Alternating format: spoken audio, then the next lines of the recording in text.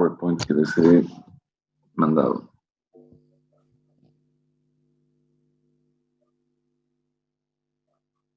¿Alguna pregunta? ¿Algo que no esté claro?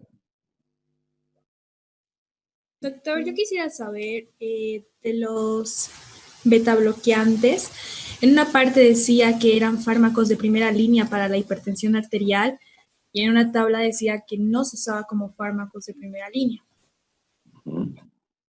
Te voy a aclarar eso.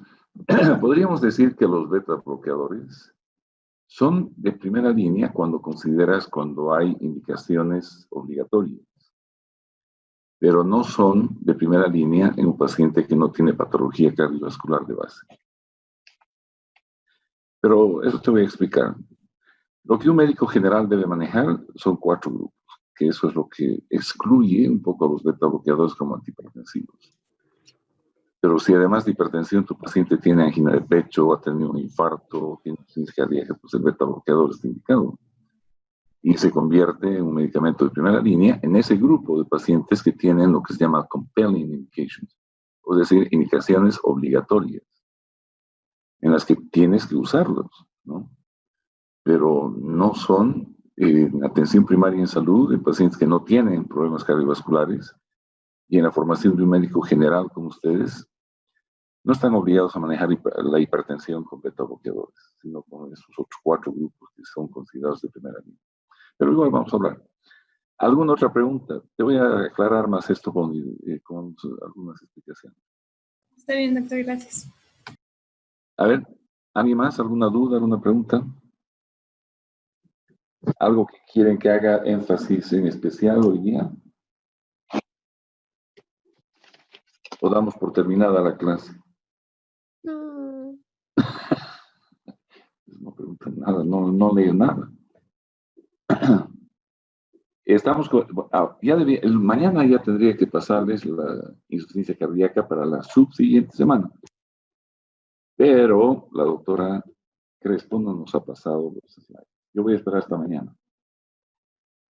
Pero de nada sirve que les dé mis slides de insuficiencia cardíaca porque puede ser que ella tenga otro enfoque, no tengo idea. Nunca he visto un slide de ella sobre insuficiencia cardíaca. Pero vamos a esperar. Bien, ¿alguna otra pregunta? ¿Sí? Doctor, yo solo tengo una duda chiquitita. A ver. Los subtipos de receptores de angiotensina, habían El 1 y el AT1, 2. Sí. AT2 y había AT4. Sí, pero O sea, no, el de significación clínica es el AT1, que produce vasoconstricción, ¿no? Y es el que produce los problemas en hipertensión arterial y el que nos interesa bloquear.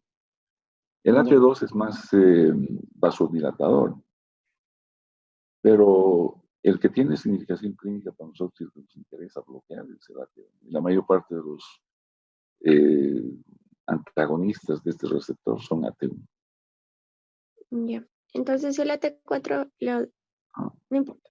Ya. Listo. Gracias, doctor. ¿De qué, pues, Karina? Ya, pues, entonces empezaremos rápidamente, pues, ¿no? Ya estoy con el Zoom pagado, o sea que no se nos va a bloquear. Aparentemente el rector ha salido en la televisión antes de ayer, indicando de que hasta fin de año vamos a ir con la virtualidad. Eso todavía veremos, no sabemos lo que va a pasar. Sin embargo, por otro lado, está llamando a los administrativos a trabajar desde el día lunes y sin ningún tipo de previsión de bioseguridad, de nada. Pero las otras universidades del país lo que están haciendo es asegurarse de que todos se haga una reincorporación administrativa progresiva, ayudándolos con todo lo que es bioseguridad, desinfecciones, darles la posibilidad de barbijos y demás. Aquí es sálvese quien pueda, el que puede y tiene, lleva, el que no, se chinga. Y eso está siendo motivo de gran incomodidad en la parte administrativa. Los docentes se nos ha dicho que hasta fin de año esto va a ir así. Es probable, no sabemos. Todo depende de las corrientes políticas, de los intereses de los grupos que conforman la universidad. Veremos qué sucede. Mientras no nos digan volver a las aulas, vamos a seguir usando estas herramientas y nos vamos a seguir viendo por acá. Y si volvemos, tenemos que hacerlo con toda seguridad. No hayan bajas, pues, ¿no? Porque imagínense si ustedes van a... se nos mueren unos cuantos estudiantes y qué va a pasar con la universidad. O docentes que somos más propensos, porque somos más viejos, pues. Es más probable que seamos nosotros los que tengamos problemas. A ver, espérenme un segundo, por favor.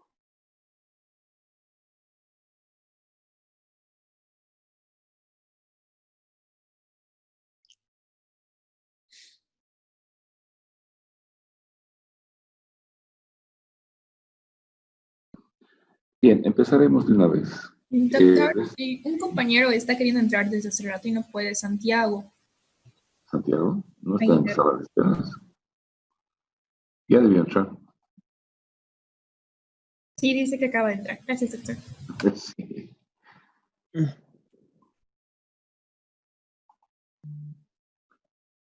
Bien.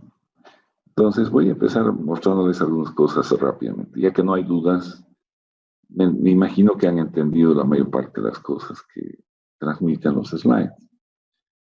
He tratado de poner la información más coherente posible.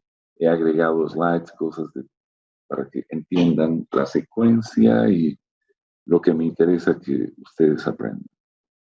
Espero que haya servido, no tengo idea, pero de acuerdo a lo que ustedes me dicen es que han entendido todo.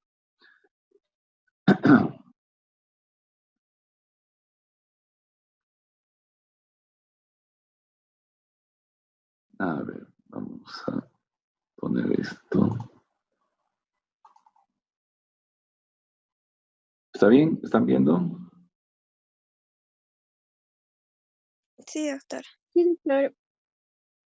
Ahora sigue habiendo gente que entra. Tenemos que entrar en punto porque de otra forma voy a estar perdiendo mucho tiempo viendo quién está en la sala de espera. Quizás voy a tener que bloquear la reunión para que no puedan entrar a cierta hora, ¿no?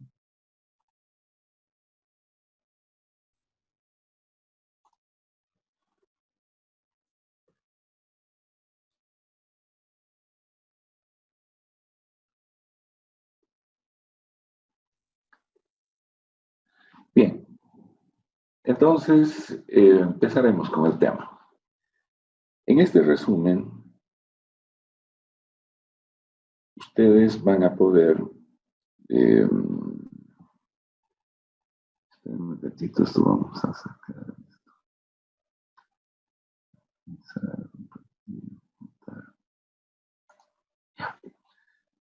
Listo.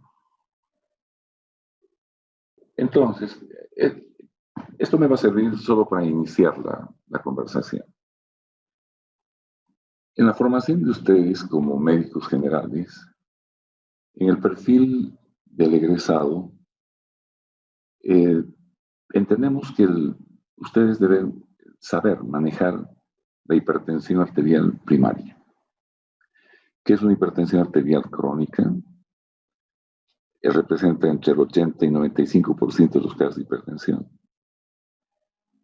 La hipertensión secundaria, que se comporta como la primaria, es de menos incidencia, del 5 al 20%, y es una hipertensión más para especialistas que para médico general.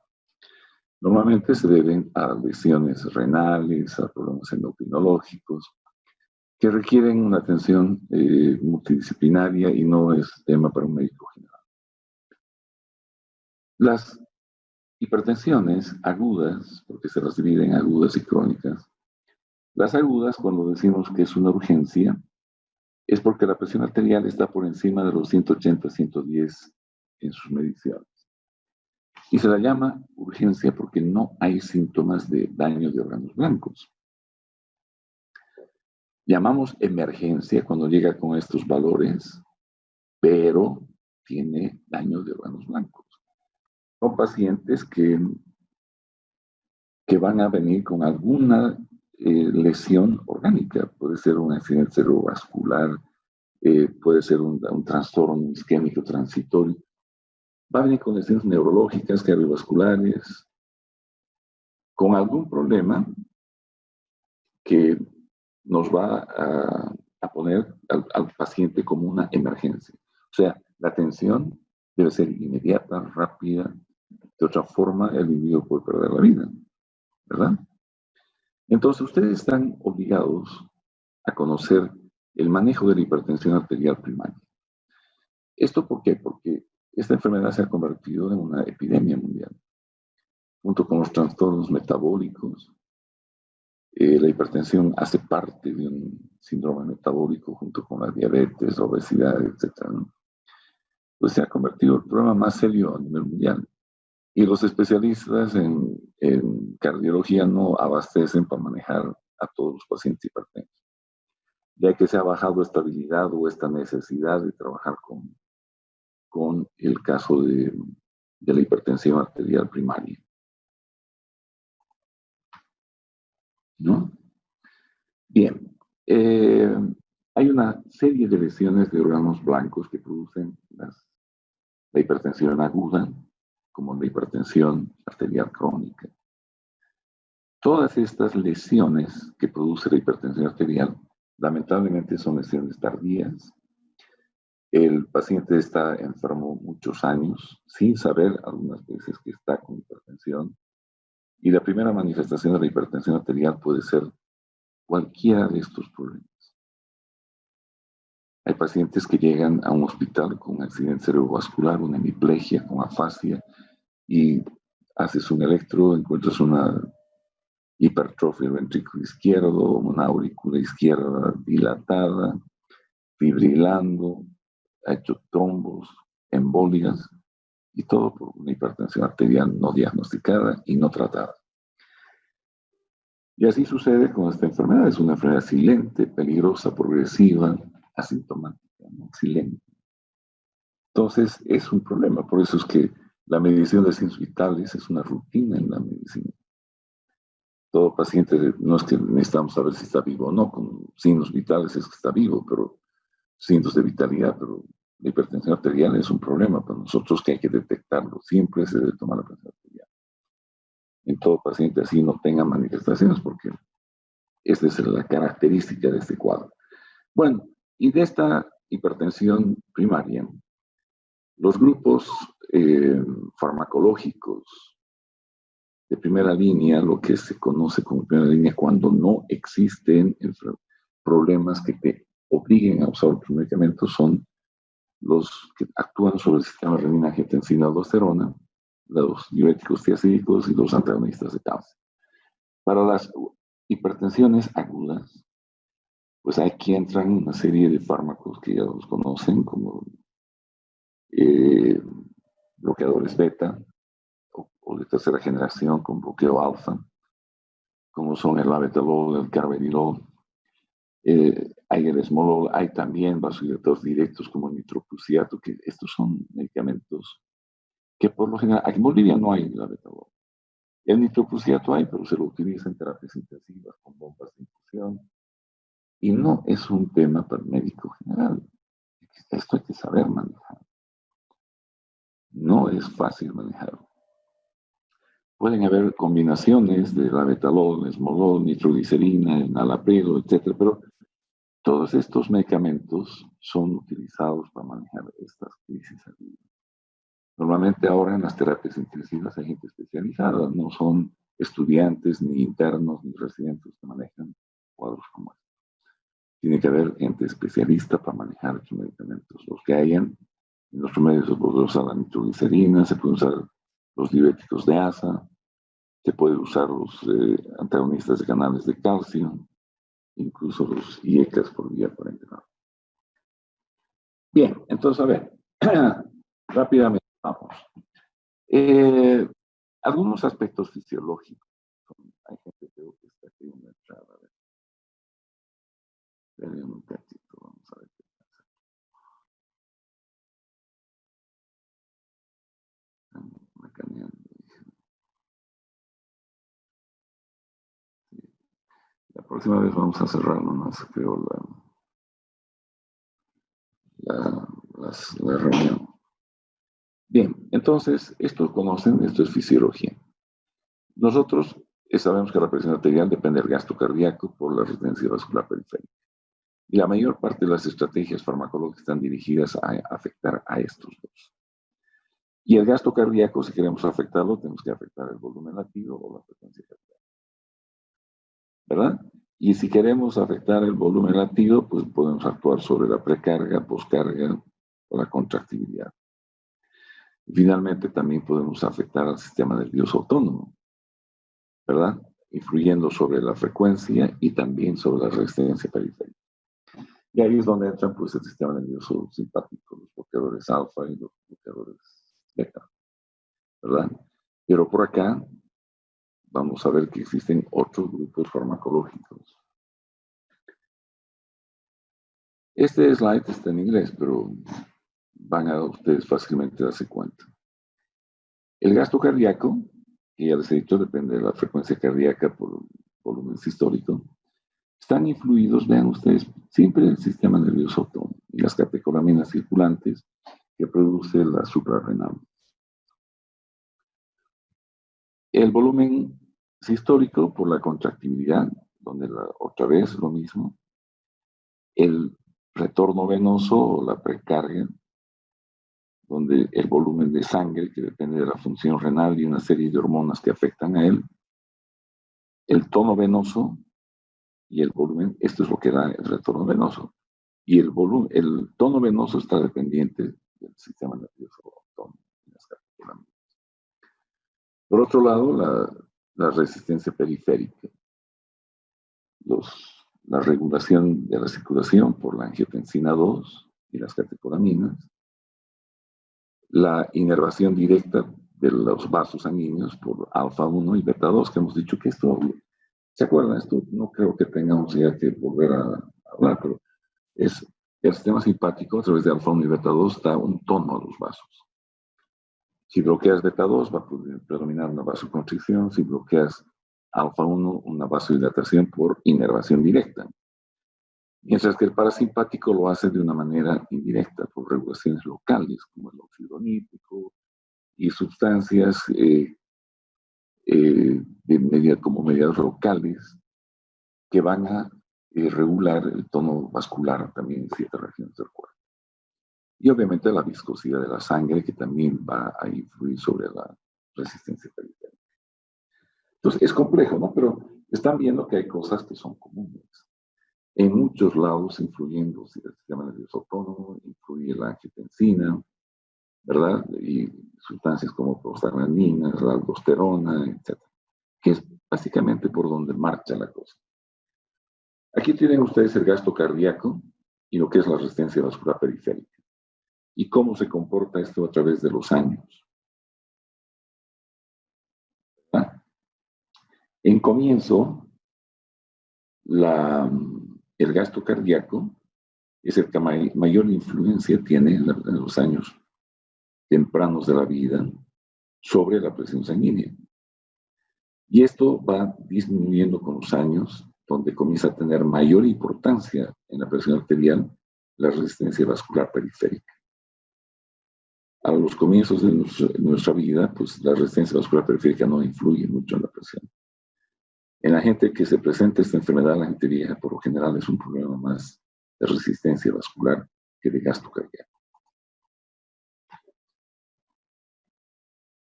Si alguna vez tienes que tener clara la definición de esta enfermedad de tu cabeza, ¿no? Doctor, perdón que le interrumpa. Hay una amiga que le botó del Zoom de su computadora. No sé si podría agregarla. Ya le he puesto que entre. Perdón, gracias. Creo que tardan en entrar, pero ya debe estar entrando. Porque ahorita había una persona que estaba pidiendo entrar. Ya. Entonces, esto tienen este gráfico ustedes, ¿verdad? Aquí ustedes pueden observar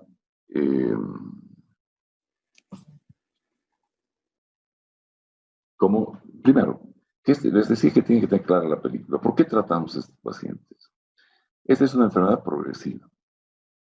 Silente significa que no hace síntomas ni signos. Así visibles, que llamen la atención. Asintomática. Es crónica, dura años para producir lesión en los órganos blancos, ¿verdad? Esa hipertensión arterial va a producir daño, nefropatía, etcétera, en varios órganos que van a ser afectados.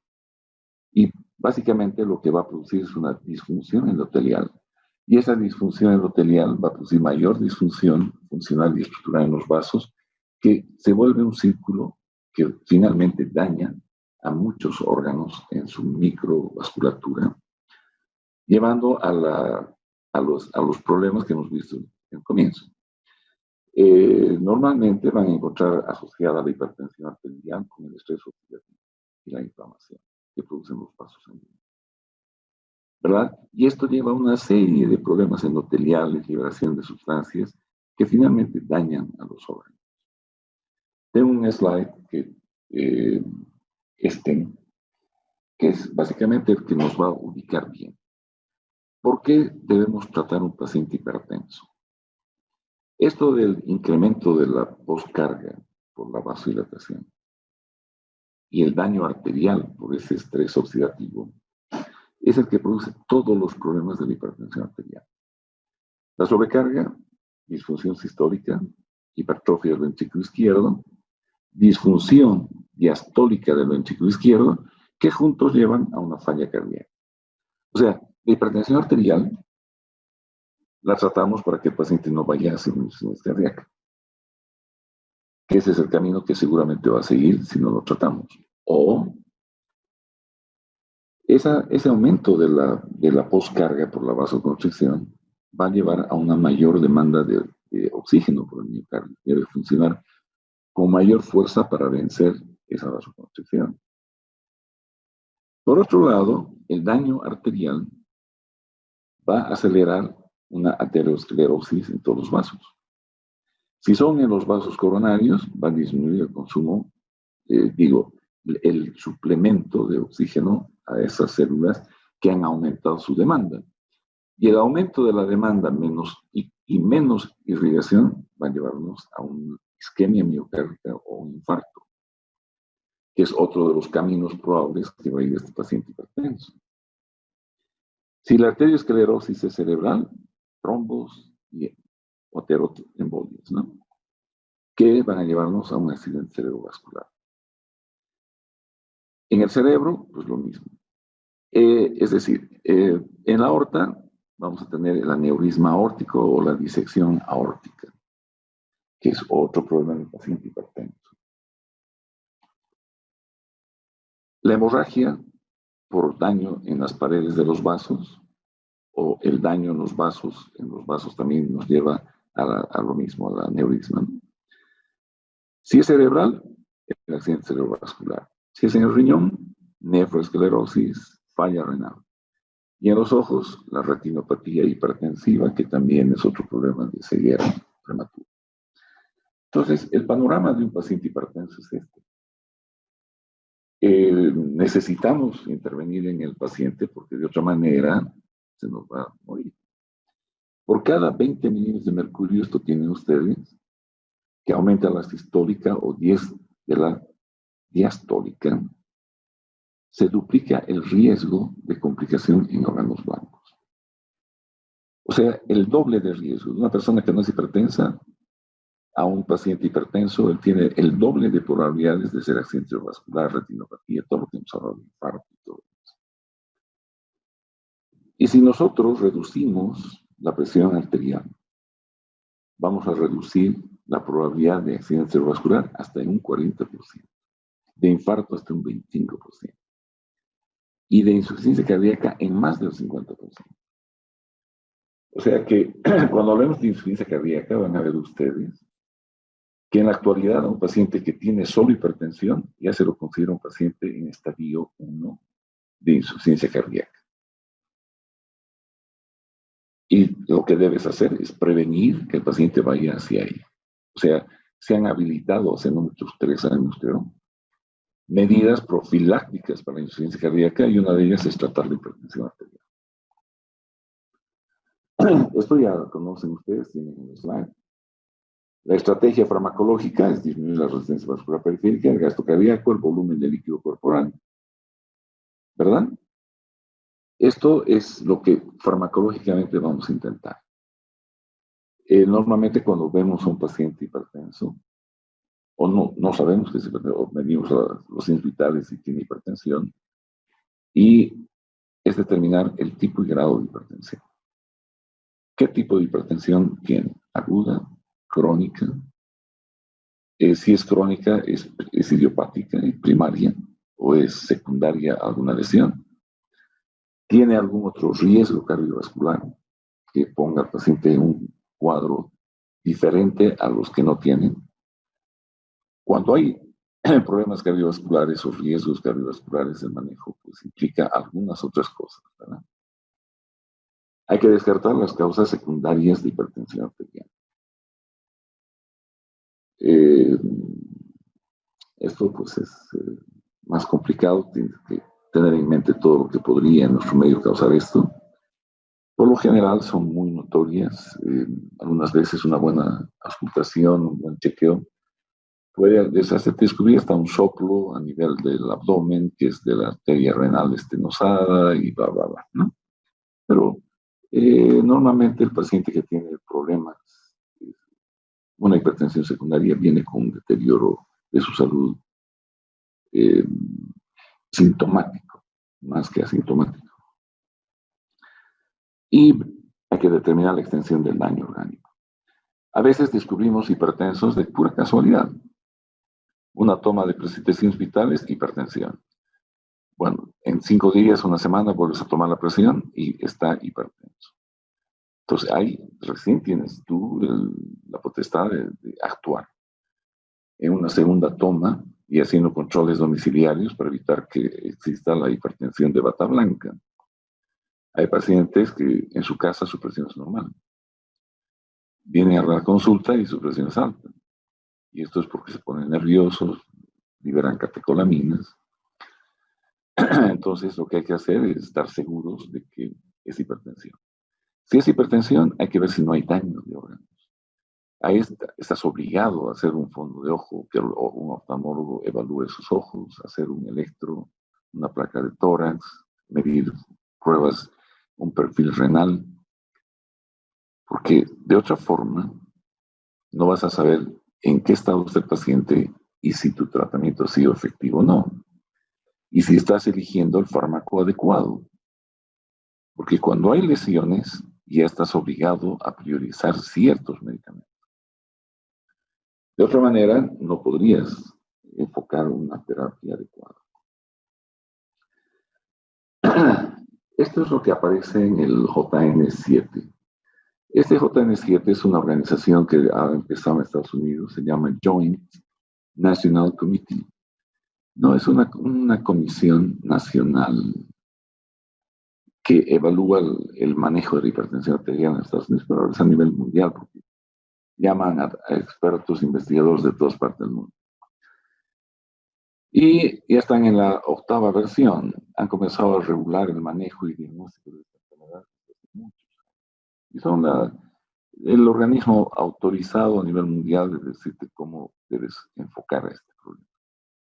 Porque es multinacional, es decir, todos los países intervienen, Sudamérica, África, incluyendo toda Europa, Eurasia y Malasia y todo. Entonces, en la actualidad se habla de metas. Los objetivos técnicos, los objetivos para nosotros, son bajar la presión arterial a menos de 140/90 en pacientes que sean mayores o menores de 60 años, que no tengan enfermedad renal ni diabetes mellitus. O sea, no hay mucha diferencia. Miren, en el 7 decían no hay ninguna diferencia. En el 8, en los mayores de 60 años, se ha modificado la presión objetivo sistólica. Normalmente en la gente vieja, los vasos ya no son elásticos, la presión sistólica sube. Y esto lo hace de manera natural. Entonces, ya no podemos pretender bajar a 140, a menos de 140 en una persona mayor de 60 años, porque no lo vamos a lograr nunca. Entonces, se ha modificado esto en el último JN8. Ahora, el objetivo es 150-90. En cualquier edad, si el paciente tiene falla renal o diabetes o ambas, la presión arterial, antes decían que tenía que ser menos de 130-80. Miren. Y esto a veces no se lograba nunca en pacientes con falla renal o diabéticos. Ahora es lo mismo que para el paciente que es menor de 60 años y no tiene. Menos de 140-90. A eso es a lo que debemos pretender llegar. Tiene que estar menos, significa 139-89, en el límite. O más abajo, mejor. Y lo que preguntaba Bonnie, creo que es esto. ¿Cuáles son los fármacos de primera línea cuando el paciente no tiene, cuando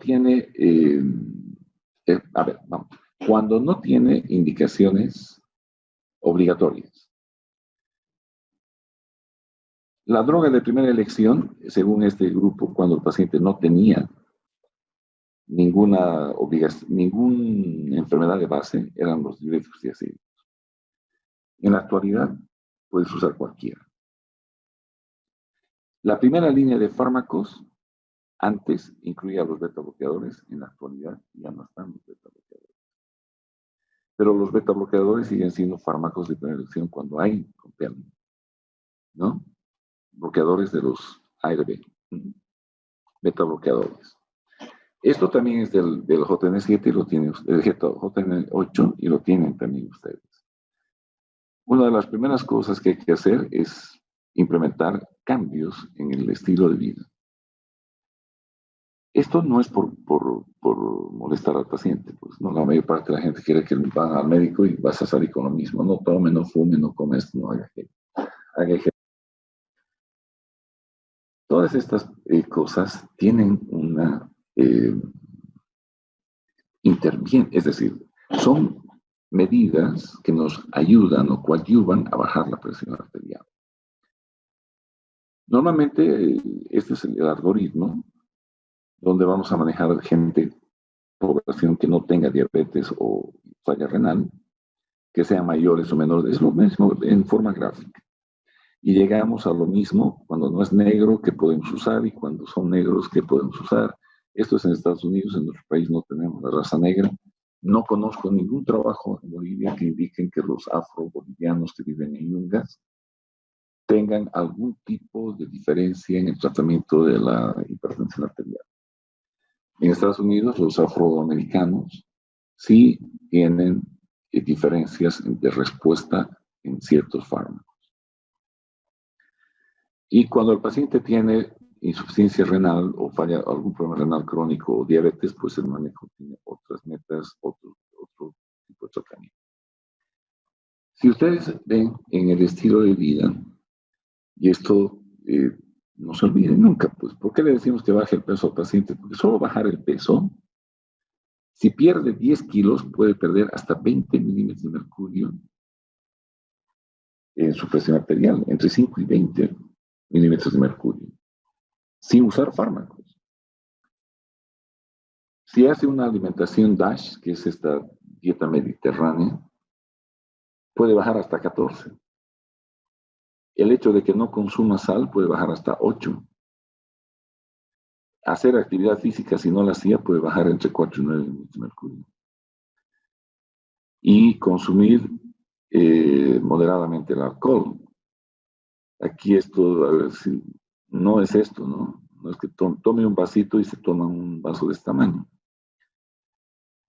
Cuando hablamos de moderado, significa pues moderado. Entonces, en la actualidad, la estrategia farmacológica, cuando el gasto cardíaco quiere ser afectado, podemos utilizar bloqueadores de canales de calcio o beta bloqueadores. Esto en algunos pacientes. El volumen sistólico podemos afectarlo con el mismo grupo de fármacos. El retorno venoso, si afectamos el volumen sanguíneo con los diuréticos y los bloqueadores del sistema renina-angiotensina-aldosterona, al igual que el tono venoso, con lo mismo, bloqueadores de canales de calcio y bloqueadores alfa-1.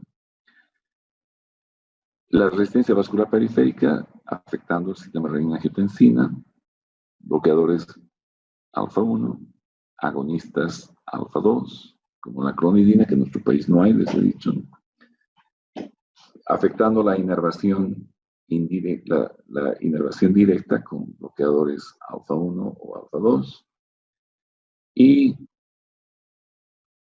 obviamente que también podemos afectar la resistencia vascular periférica con bloqueadores de los canales de calcio y los vasodilatadores directos.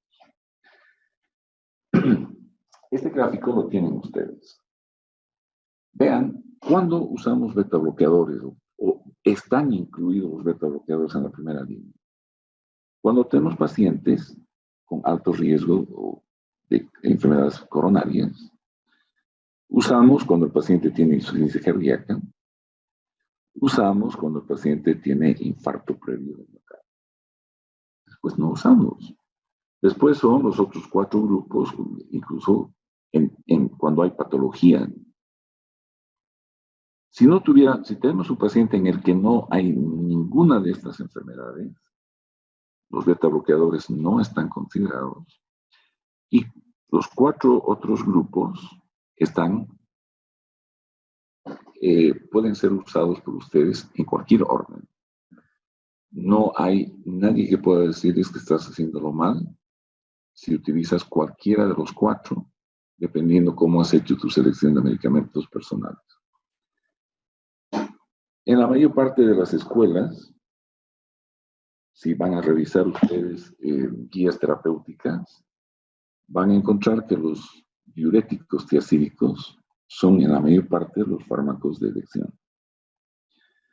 ¿Esto por qué? Porque si consideras la eficacia y la seguridad como aspectos primarios de selección, son los que más margen de seguridad y efectivos son para bajar la presión arterial en pacientes que no tengan patología subyacente.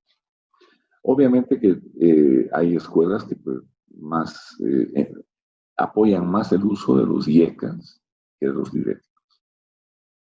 Y en la actualidad, por innovación, no encuentro ningún estudio en el que diga que el fármaco de primera línea y de preferencia sea un antagonista del receptor de la angiotensina, como los BRAS, ¿no? Como estos, donde están los sartán, todos los sartanes, ¿no? En nuestro medio se ha puesto, algunos médicos no empiezan ni con diuréticos ni con IECAs, directamente se van a esto. No está mal, no está mal. No estoy indicando que esté mal. Solo que si revisan la literatura y la norma, el protocolo que se usa en países del mundo, raros son aquellos que te digan que empieces con BRA antes que con IECA o diurético. E incluso los bloqueadores de canales de calcio. Esto es lo que van a encontrar, creo que Catrum en alguna de sus ediciones en inglés, esto es sacado de Catrum, pero bien, están todas las opciones farmacológicas, ¿no? Pero eso no significa que todas las podemos usar. Los que están en ese recuadro rojo que he puesto están los diuréticos, los inhibidores de la ECA, los bloqueadores de los receptores de la angiotensina, como los sartán, y los bloqueadores de los canales de calcio. El resto de fármacos, por lo general, los usan los especialistas. Para usar simpático-plégicos, necesitas una capacitación más que de médico general, dado que son pacientes con patologías serias como infartos, anginas muy severas, insuficiencia cardíaca descompensada, más hipertensión, y que se vuelven más complicados de manejar. Entonces no es fácil, no es fácil.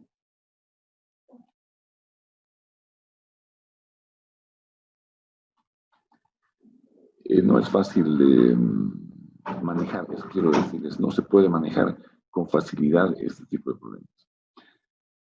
las patologías, digo, ¿no? La hipertensión más patologías cardiovasculares, por lo general yo prefiero remitirlos a un especialista.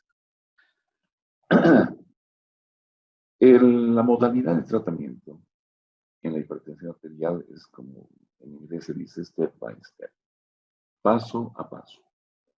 Se empieza por lo general dependiendo del diagnóstico. Si la hipertensión está en estadio 1, se usa un fármaco. Si está en estadio 2, se usan 2 fármacos. Algunos de los medicamentos de primera línea son de dosificación progresiva y otros de dosificación fija. Y esto es lo que tienen ustedes que tener en cuenta. El único grupo farmacológico de dosificación fija son los diuréticos tiazídicos, como la hidroclorotiazida. No importa dónde empieces, si aquí tu primera medida es siempre medidas higienodietéticas. Luego el próximo paso es un medicamento.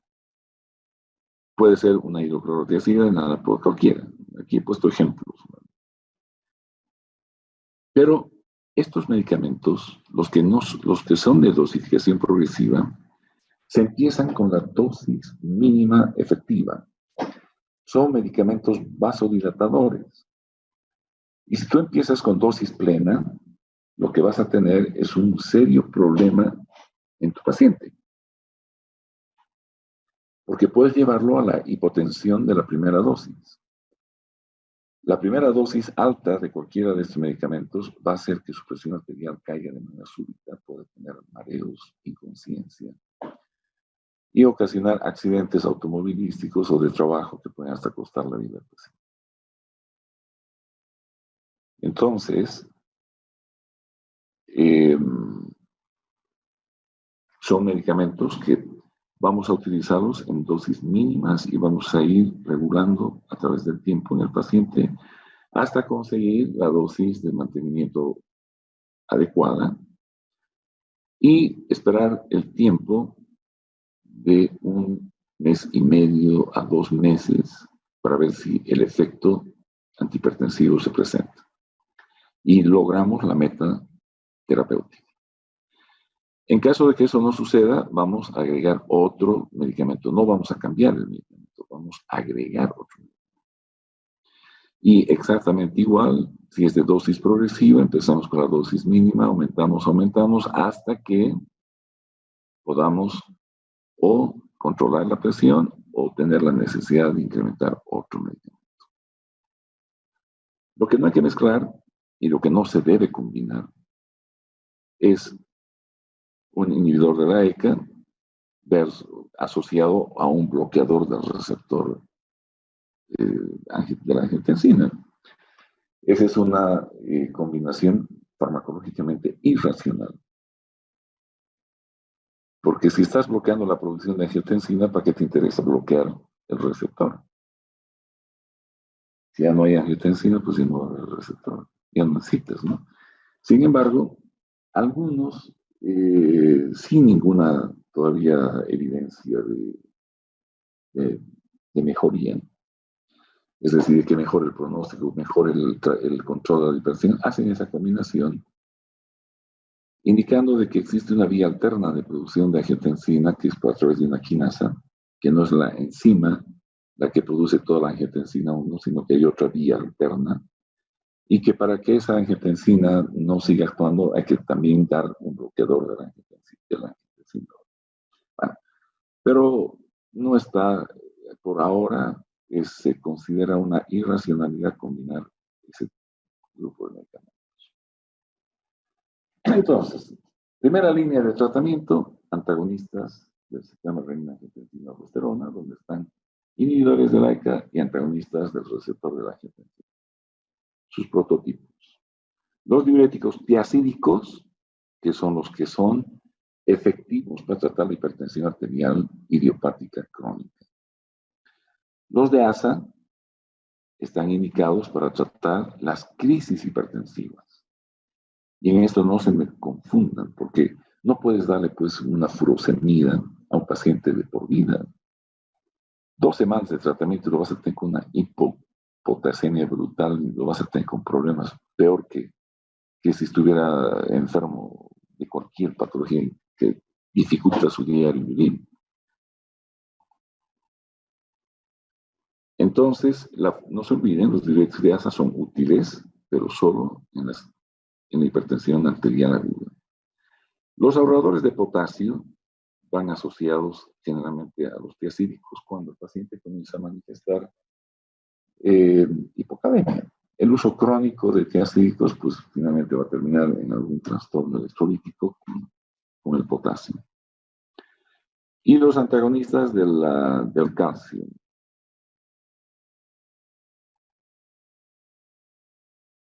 ¿No? Que son 4 grupos que les decía de tratamiento en estos pacientes. Los beta bloqueadores y los simpático-plex de acción central y los vasodilatadores directos como la hidralazina, nitroprusiato, son, diría yo, medicamentos de segunda y tercera línea. Normalmente, para gente que ha hecho cardiología, terapia intensiva, ese tipo de cosas. Para un médico general, un ginecólogo, pues tendrá que manejar estos 4 grupos y estos los dejará para un especialista. Si tu paciente no logras controlar a tu paciente su presión utilizando 3 de estos, porque no puedes combinar estos, cualquiera de estos más un diurético tiacídico más un antagonista del calcio, tendrás que pasarlo a un especialista para que él intente con otros medicamentos que son de mayor control. El primer grupo de estos están los inhibidores del sistema renina-angiotensina-aldosterona, los inhibidores de la ECA. Todos ellos terminan, bueno, los inhibidores de la ECA en PRIL y los antagonistas, los ARAS o BRAS, como quieran llamar, antagonistas del receptor AT2, AT1, están el sartán. Los sartán, candesartán, telmisartán, hay un montón de sartán. El prototipo normalmente es los sartán. Estos medicamentos están contraindicados en el embarazo, son fetopáticos, no se deben usar en mujeres embarazadas. Tienen muy buena absorción. El alisquiren, que no se utiliza, este medicamento es un inhibidor de la renina, está dentro de los objetivos del tema, que ustedes sepan que existen inhibidores de la renina. No se usa en nuestro medio, no hay, en otro país tampoco.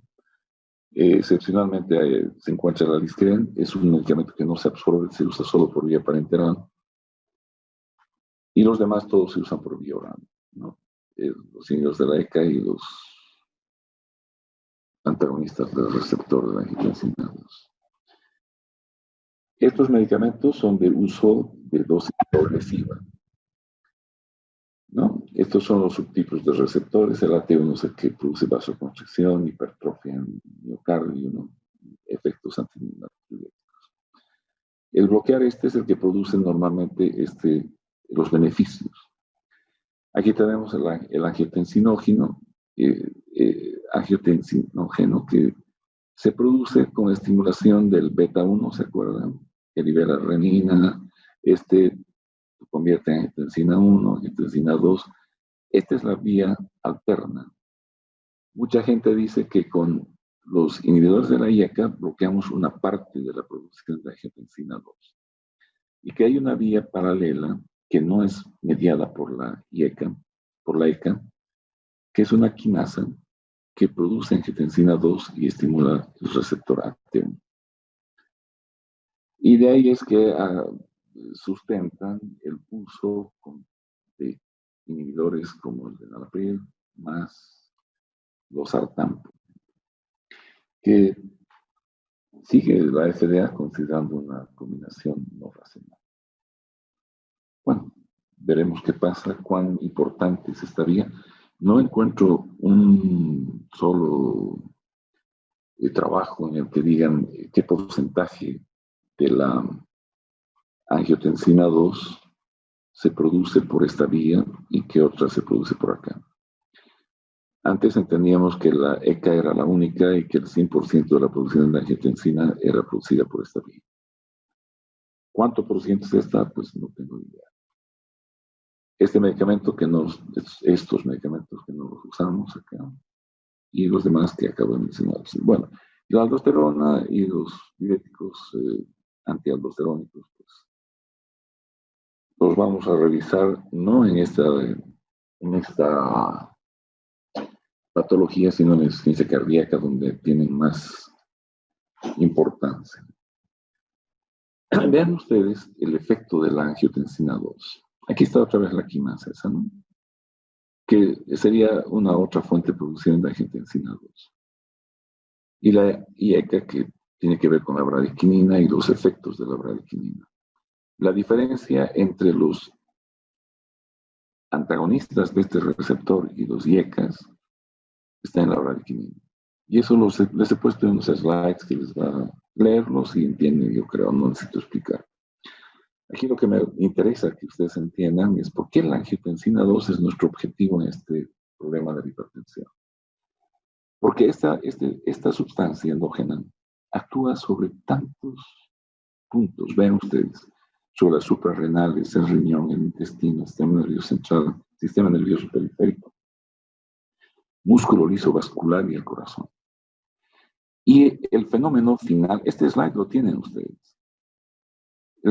Finalmente, ¿qué pasa? Pues afectan en la reabsorción de sodio y agua, aumentando el volumen, ¿verdad? Produciendo aumento de la resistencia vascular periférica y aumento del gasto cardíaco.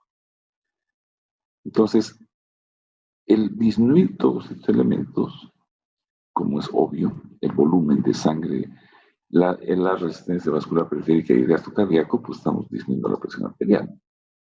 Si vamos a bloquear todo esto, pues vamos a tener menos tono simpático, aumento de la vasodilatación, menos retención de líquido, disminuye la presión arterial. Como un efecto lógico. ¿Verdad? Entonces, ese es el mecanismo de acción. ¿Para qué usamos los antihipertensivos? Estos antagonistas de la enzima de conversión de la angiotensina. Básicamente para la hipertensión arterial primaria o idiopática, donde cualquiera de los dos grupos que afectan al sistema renina, angiotensina, aldosterona, pues trabajan bien. Normalmente se empieza con IECAS. Si el paciente intolera los IECAS, recién hacemos mano de los ARA2 o BRAS. Al menos ese es el orden que la mayor parte de las guías terapéuticas recomiendan. Les he dicho, hay médicos que empiezan con ARA2. Estos que empiezan con ARA2 difícilmente van a ir hacia los IECAS. Normalmente van a combinar con un diurético o más un bloqueador de los canales de calcio. Son los más usados, ¿no? Pero en la mayor parte de los esquemas, en todos los esquemas del mundo, en primero o en segunda línea están los IECAS. En la falla renal crónica también se usan los IECAS o los ARA2. Esto mejora mucho en función hacen una especie de protección al funcionamiento renal. En los diabéticos, igual, por el tema renal, disminuye la microalbuminuria. El daño renal se hace menos probable cuando el paciente diabético recibe un IECA o un ARA2. Cuando el paciente tiene infarto agudo de miocardio, los IECAS y ARA2 también son medicamentos que se usan, y en la insuficiencia cardíaca van a ver que es la primera línea de tratamiento. Todo por los efectos farmacológicos que acabamos de ver, ¿verdad? Que son estos. Menos tono simpático, mayor vasodilatación, disminuye la postcarga, la precarga, la presión arterial. El corazón va a funcionar, obviamente, que más suelto, mejor en la insuficiencia cardíaca. En la demanda de oxígeno a nivel miocárdico va a disminuir. De ahí que son medicamentos, son vasodilatadores de uso en cardiología casi en la mayor parte de las patologías. Sus efectos adversos, pues normalmente con los IECAS, es la tos, que se presenta ahí. Ustedes tienen los slides de mujeres asiáticas, jóvenes, y que comen agua, o locotos. Cualquiera de estos pimentones picantes vienen con una sustancia que, la capsaína, ¿no? Que es la que, junto con el medicamentos, con estos los inhibidores de la ECA, desencadenan la tos, una tos seca, persistente, que hace que el paciente intolere el medicamento y hay que cambiar, por ejemplo, a un ARA. Sigue entrando gente, ya no entiendo a esta hora para qué. Ya a esta hora yo debo terminar ya la clase.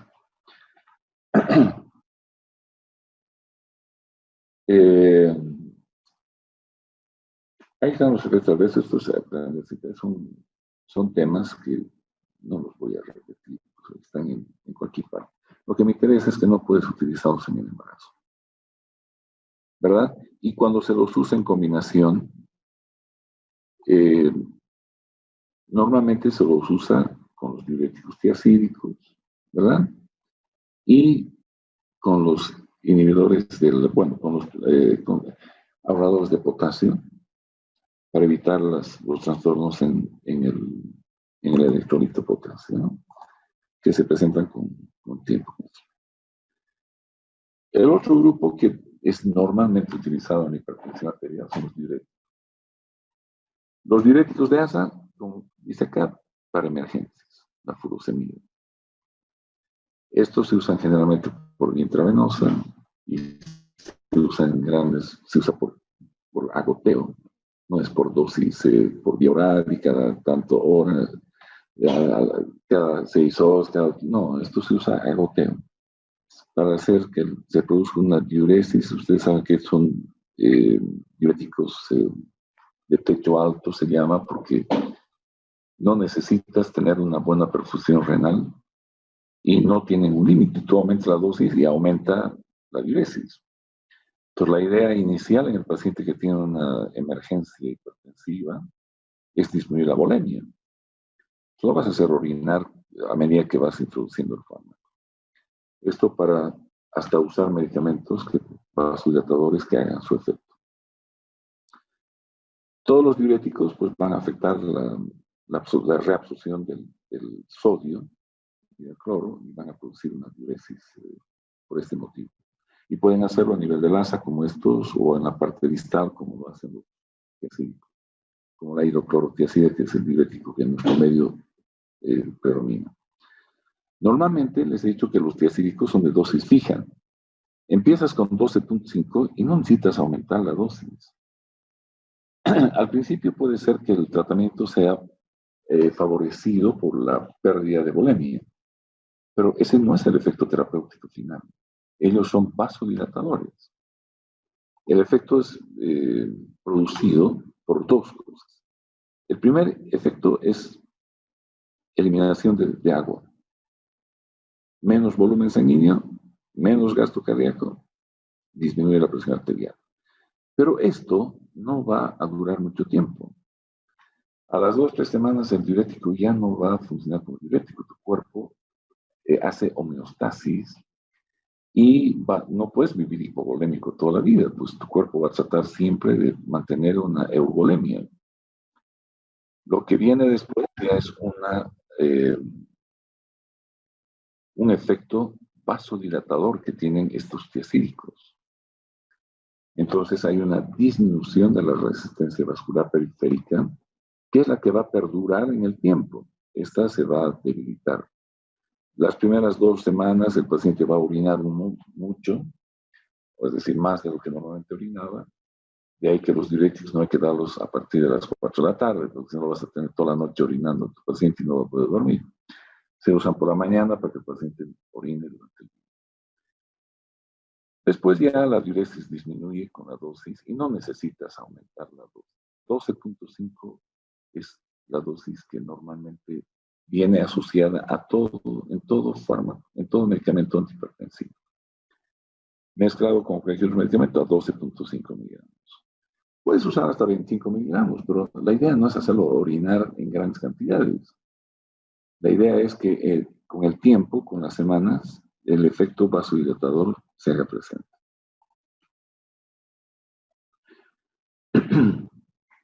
Estos diuréticos saben ya actuando el ácido distal, tienen que ver con la reabsorción, disminuyen la reabsorción e incrementan la excreción de sodio. O sea, perdemos sodio, potasio y gran volumen urinario. Y se retiene el calcio. Este es el efecto neto de estos diuréticos, que ya los hemos estudiado en la parte de diuréticos. Y normalmente están asociados, ¿no es cierto?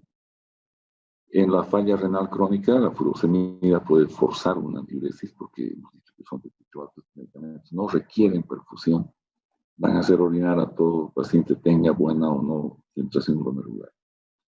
En la hipertensión primaria, que es donde estamos hablando ahora, son los tiacídicos. Y se puede utilizar asociaciones con espironolactona para preservar el potasio.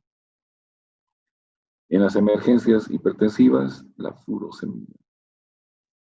El paciente encharcado en la insuficiencia cardíaca, la furosemida. Bueno, esto es más para diuréticos, pero en la hipertensión me interesa que ustedes vean que se usan más los tiacídicos en la crónica, en la aguda, los de ASA.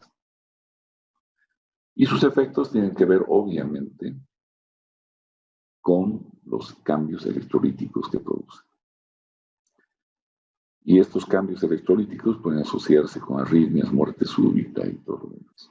O sea que hay que vigilar de cerca electrolitos en todo paciente que recibe diuréticos de ASA en especial. Y inicialmente, al empezar el tratamiento en paciente hipertenso, lo que debemos hacer es chequear los electrolitos para saber cuánto se deteriora de ese perfil electrolítico con el tratamiento que instalamos e ir corrigiéndolo. Pero, si viene ya con problemas electrolíticos el paciente y no has hecho un control inicial, vas a creer que tú los has producido con los medicamentos y te va a llamar la atención que de manera tan rápida se produzcan ese tipo de problemas electrolíticos, ¿no? Luego están los bloqueadores de los canales de calcio como drogas de primera línea. Entonces, las hidropiridinas son las que llamamos los dipinos. Están varios medicamentos que terminan con dipino. Estos medicamentos son los que normalmente se utilizan en hipertensión arterial. Y las no hidropiridinas, que ahora se los ha dividido de esta forma.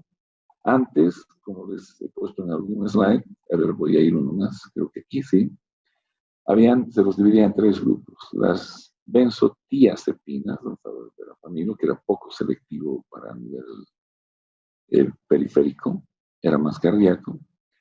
El diltiazem, que venía de las difenilalquilaminas, que tenían menos afinidad a nivel cardíaco. Y finalmente, los periféricos están los dipinos o dihidropiridinas. En la actualidad, estos dos primeros grupos se los ha agrupado acá en las no dihidropiridinas. Y las que nos interesan más son estas, los más usados. Las dihidropiridinas, que son más selectivas para de efectos periféricos a nivel de los vasos sanguíneos. Esto que tienen ustedes en sus slides. Aunque no me crean, sigue habiendo gente que quiere entrar a la clase. A mí me parece de lo más raro esto.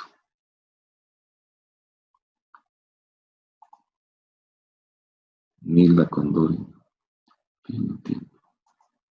Pienso que estoy acabando la clase. Estos dipinos, miren, ni feripino, ni cardapino, amlodipino, ni molipino, actúan principalmente en músculo y los vasos sanguíneos.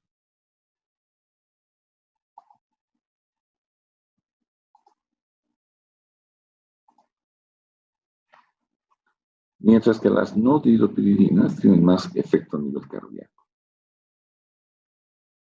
Hay alguien que está en la sala de espera, está Nilda Condori, que sigue pidiéndome 1, 2, 3, le admito y no entra y yo no puedo hacer nada.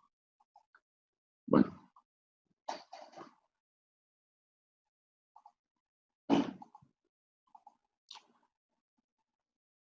Esto ya les he explicado de dónde venía esto.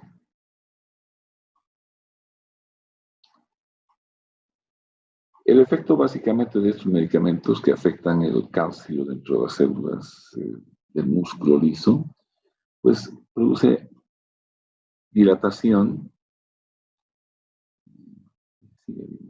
Hagan una sala ahí. Son 3 personas que están en la sala de espera, les digo que entren y por algún motivo no entran. Bien, entonces tenemos dilatación arterial y los que son más sensibles al efecto de estos medicamentos de las dihidropiridinas son los vasos de resistencia, es decir, las arterias, ¿no? Los vasos de capacitancia son las venas y los de resistencia son las arterias. Entonces, estos medicamentos actúan más sobre los vasos de resistencia. Esos son más sensibles al efecto de bloqueo de canales de calcio. No se olviden que estos medicamentos son inotropos negativos, ¿no? Esto, y además deprimen la conducción auriculoventricular, ¿no? Y sin usar. O sea que esto está contraindicado usar en pacientes que tienen ya problemas de automatismo de conducción o que tengan insuficiencia cardíaca, por ejemplo. Disminuye la fuerza contráctil, disminuye la fuerza de contracción, la frecuencia cardíaca y la conducción. O sea que las no dihidropiridinas que trabajan a nivel cardíaco, pues no se usan mucho más, se usan más las dihidropiridinas que tienen un efecto vascular, y son estos de acá abajo. Y te permiten bajar la presión arterial tanto en hombres y mujeres embarazadas y en varones. Normalmente asociadas con otros medicamentos, se pueden usar en la diabetes para proteger riñones, en el amlodipino, pues en la hipertensión idiopática, en las crisis hipertensivas, en infarto agudo y insuficiencia cardíaca, pues en algunos casos la nifedipina se puede utilizar en la eclampsia. Estas dipinas en la mujer embarazada, con eclampsia o preeclampsia, están autorizadas su uso. Los efectos adversos de estos medicamentos es una extensión del bloqueo de los canales de calcio en diferentes órganos. Es fácil entender que todo lo que los dipinos y los no pinos pues van a tener problemas cardíacos o fenómenos vasculares de hipotensión arterial que se asocia con taquicardia, puede haber edema, ¿no? Isquemia miocárdica, hipotensión arterial, cefalea, rubor facial, todo es por vasodilatación. Están contraindicados cuando hay un infarto de miocardio establecido, shock, obviamente hipotensión y la hipersensibilidad a las sustancias. Bien, esa es la primera línea de tratamiento. Y de esos 4 grupos, ustedes tienen que escoger sus medicamentos para usarlos en esa modalidad de paso a paso. Tienes que tener un medicamento personal de cada uno de esos 4 grupos.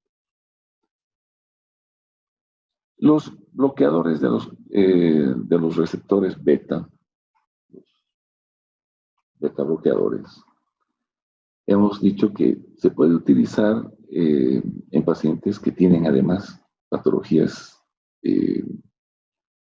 subyacentes, ¿verdad? Son antihipertensivos, pero son antiarrítmicos, se usa contra la insuficiencia cardíaca, se usa contra la angina y el infarto agudo miocardio. Y cualquiera de estas combinaciones te obliga a usar estos fármacos. Ya habíamos visto esto nosotros anteriormente cuando hemos hablado del sistema simpático. Entonces tenemos los bloqueadores beta, puros, como el misoprolol, atenolol, que son beta 1 segunda generación, y los de tercera generación, que son los que más se usan ahora para tratar la hipertensión, porque además de producirte bloqueo beta, te producen bloqueo alfa 1. O trabajan como el carvedilol y el navedilol a través del óxido nítrico, produciendo vasodilatación. Entonces, estas son ventajas que en algunos pacientes, pues, se los aprovechan.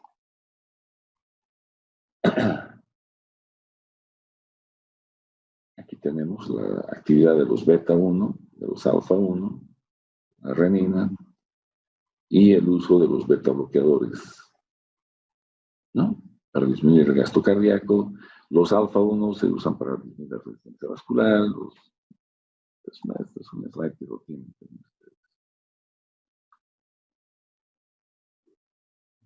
Ahí están. Estos son los efectos que nos van a producir los bloqueadores beta 1, ¿no? El atenolol es puro. El carvedilol, además, bloqueo alfa.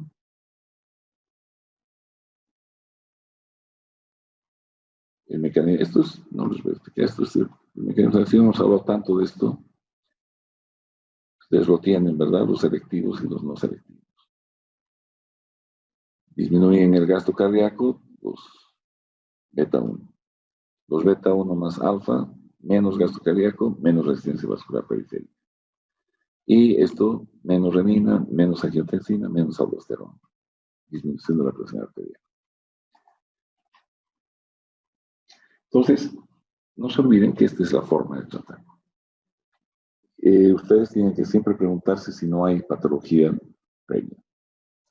Si hay patología cardíaca, pues si hay alguna de estas cosas, ustedes tienen que ver cuáles son los fármacos que se priorizan, que te obligan a usarlos. El orden en un paciente que no tiene patología, pues no influye. Si tú has decidido utilizar primero un bloqueante de los canales de calcio, pues puedes hacerlo. Nadie te va a decir que está mal. Si vas a usar un IECA, un ARA, menos un beta bloqueador, ¿no? Si el paciente no tiene patología de base, está bien. Si hay patología de base, cualquiera de estos, hay fármacos que se deben utilizar en cierto orden. Esto es lo que se recomienda. Por ejemplo, un paciente coronario puede usar diurético, un beta bloqueador y finalmente un IECA. Al final, más allá, un bloqueador del canal de calcio. Y es así, ahí está el orden, ahí están las cosas, pero observen que los beta bloqueadores generalmente están asociados a problemas cardiovasculares. Los beta bloqueadores y hipertensión arterial primaria, cuando hay enfermedad concomitante. En las crisis hipertensivas, el abetalol que no hay en nuestro medio. Hemos dicho que la mujer embarazada, el abetalol es el fármaco de elección para tratar a una mujer que está hipertensa. Y si no podemos usar el abetalol, podemos utilizar la alfa-metildopa, que también se puede usar, o un inhibidor de los canales de calcio en mujeres con preeclampsia. Entonces, en lo que corresponde al tema, los beta bloqueadores en la hipertensión arterial idiopática, en la emergencia y en la mujer embarazada hipertensa. Esto hemos hablado ya demasiado. Me imagino que está presente en la mente de ustedes todo lo que son efectos adversos de los beta bloqueadores, sus contraindicaciones, cuándo no debes mezclar con qué fármacos y cuándo puedes tú combinar. Un beta bloqueador con diuréticos, con vasodilatadores, con IECAS, ARA2, se pueden combinar con mucha facilidad. Otro grupo, el grupo de tercera línea que podríamos mencionar son estos, de acción central, como la metildopa, que se usa en el embarazo, la hidralazina y el nitroprusiato, que son vasodilatadores. Normalmente estos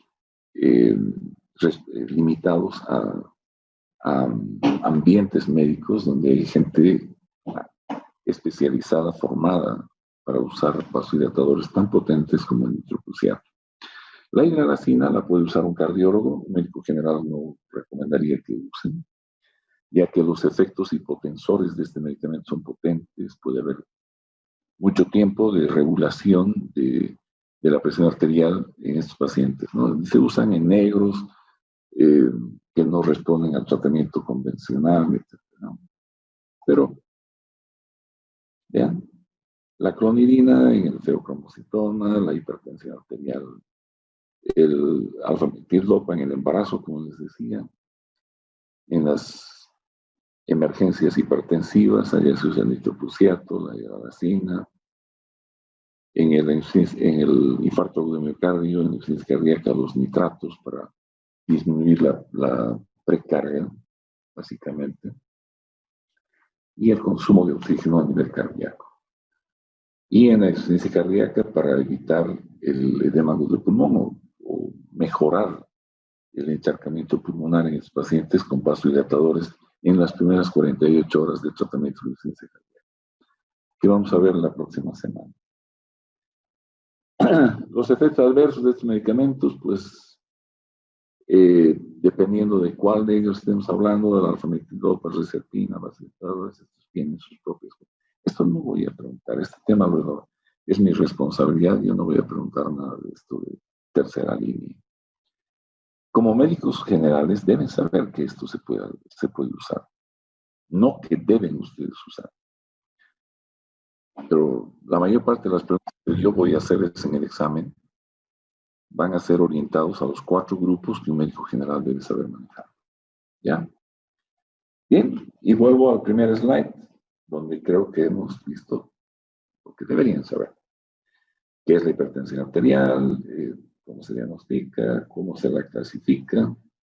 ¿Verdad? En estadios hay 2 formas de clasificar. La que usamos nosotros más es la que propone el JNC, que es en 2 estadios, y una que llamamos de crisis hipertensiva o hipertensión arterial aguda. Esta que clasifica en 3 grados, y más es lo mismo, pero grado 3 corresponde más o menos a lo que nosotros llamamos hipertensión o crisis hipertensiva o hipertensión aguda. Bien, entonces, esto es lo que yo creo que ustedes deben saber. No sé si queda alguna pregunta, algo que no esté claro.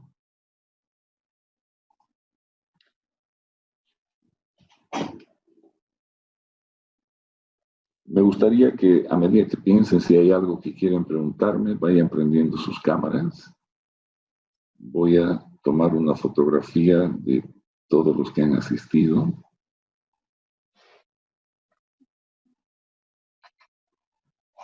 Ya, vayan prendiendo sus cámaras y muévanse un poquito para saber que si son fotografía o son ustedes. Vamos, apúrense pues Wanda, Melody, Daniela, Luis Alberto, Emilio. Prendan sus cámaras un ratito. Voy a sacar una foto para documentar su presencia en la clase. Ya Mariana, Daniela y Bianca, prendan sus cámaras, hoy no están.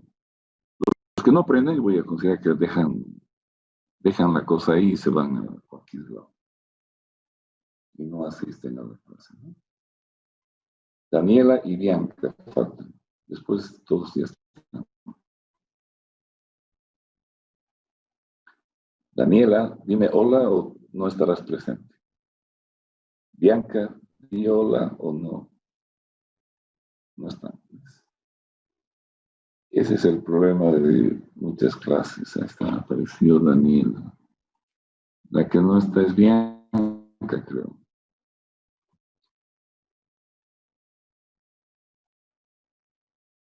Ya, ¿alguna pregunta? ¿Está claro lo que vamos a hacer? Bueno, al menos el grupo Z. Doctor. Desde el lunes nos vemos. Sí. Dime. Disculpe, Bianca dijo por el grupo de Telegram que no da su cámara. Pero podría haberme dicho hola. Lo dijo en el grupo. Creo No que me no dijo. Sí, creo que no Ya. se ve bien el Zoom. Ya, bueno. Voy a tomar en cuenta eso. A ver, los del grupo que no sean el grupo Z, el grupo regular. El día lunes nos vamos a ver a las 8:30 de la mañana, el grupo lunes 1, 8:30. Deben entregarme ese rato, sus trabajos de medicamentos personales y demás. Ya van a tener las hojitas para prescribir y vamos a trabajar en 2 tiempos. ¿Ya? Yo les indico eso a las 8:30 el lunes. El grupo de 10:30 a las 10:30 nos vemos. ¿Ya? ¿Alguna duda, alguna pregunta? ¿No? Un gusto verlos. Cuídense y nos vemos el día lunes. Y con el grupo Z, la próxima semana, en el mismo horario, con el tema de insuficiencia cardíaca congestiva. ¿Ya?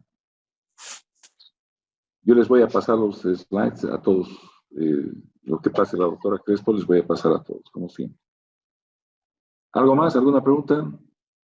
No, doctor. ¿Sí? ¿No? No. Listo. No. Cuídense. Hasta luego, Chao. doctor. Chao, chao. Hasta luego. Hasta luego, doctor. Que le vaya muy bien. Hasta luego, doctor. Chao.